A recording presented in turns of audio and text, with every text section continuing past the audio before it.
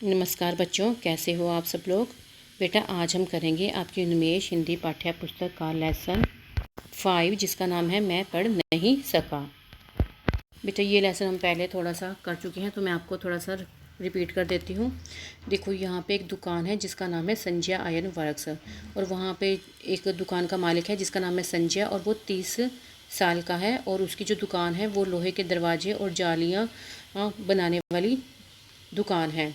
यानी ये जो उसकी दुकान है उसमें लोहे के दरवाजे, जालियाँ और तमाम जो भी लोहे का काम होता है वो सब उसकी दुकान में होता है। तो एक दिन संजय ने अपनी दुकान खोली, तो वहाँ पर एक बार क्या हुआ, एक रिक्शा आकर रुका। तो उस रिक्शे से एक बुजुर्ग व्यक्ति आकर उतरा और वो दुकान के अंदर चला गया। तो जब वो दुकान के अंदर गया तो वो दुकान के मालिक को ढूंढने लगा। तो उसने देखा कि जो दुकान का मालिक है वो अपने कारीगर से बात कर रहा है। तो संजय भी उस बुजुर्ग व्यक्ति को देख लेता है और वो उसको फिर क्या कहता है कि आप बैठिए, मैं अभी आता हूँ। तो संजय के कहने पर जो बुजुर्ग व्यक्ति होता है वो कुर्सी पर बैठ जाता है। तो थोड़ी देर बाद संजय भी वहाँ पर आ जाता है। तो संजय जब आता है तो उसको उस बुजुर्ग का चेहरा जाना पहचाना लगता है। तो वो उसे पूछता है कि आप कौन हो और कहाँ पर रहते हो और किसके पास रहते हो। तो जो बूढ़ा व्यक्ति होता है वो बताता है कि ये जो मार्केट है इसके पीछे जो गली है वो वहाँ पर रहता है, और उसका जो मकान नंबर है वो 53 है, और वो अपने बेटे के पास रहता है। और वो ये भी बताता है कि उसका जो बेटा है वो प्रोफेसर है, और वो अपने बारे में भी बताता है कि वो एक अध्यापक रह चुका है और उसके द्वारा जो पढ़ाए गए बच्चे हैं आज बड़े बड़े क्या हो गए हैं, अफसर बन गए हैं। तो जब वो अपने बेटे के बारे में बता रहा होता है तो उसके चेहरे पर एक गर्व यानी अभिमान दिखाई देता है। तो जो संजय होता है वो उसको पहचानने की कोशिश करता है और वो उसको पहचान भी जाता है। तो फिर वो बुजुर्ग व्यक्ति से पूछता है कि क्या आप मुझे पहचानते हो।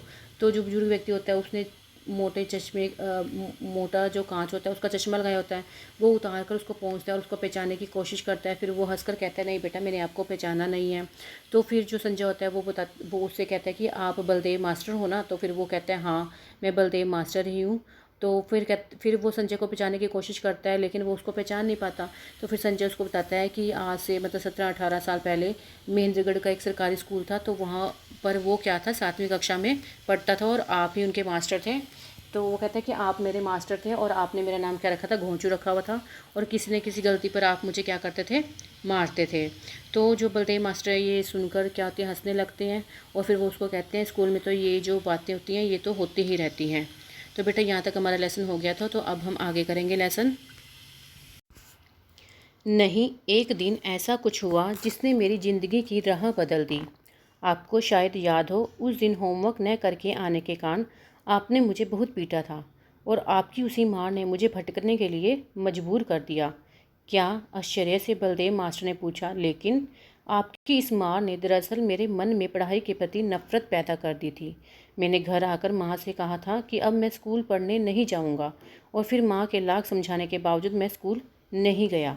अब देखो बेटा, यहाँ पे जो संजय होता है वो मास्टर जी को कहता है कि एक बार आपने मतलब कुछ ऐसा किया, यानी कहते हैं कि आपने मेरी इतनी पिटाई की कि जिसकी वजह से मुझे स्कूल के नाम से ही नफरत हो गई।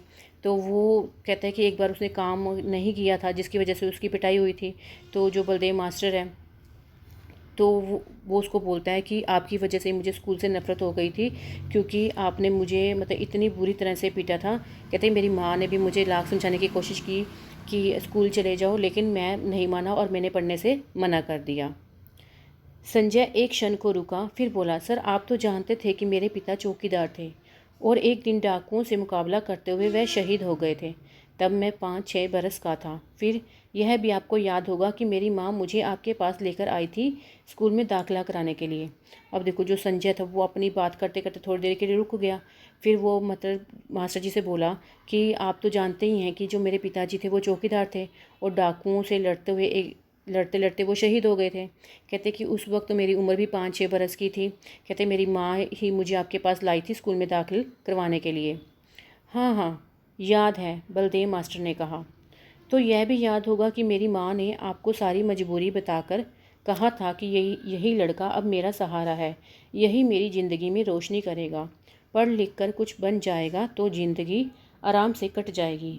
और आप खुश हुए थे कि एक गरीब विधवा अपने बच्चे को पढ़ाना चाहती है।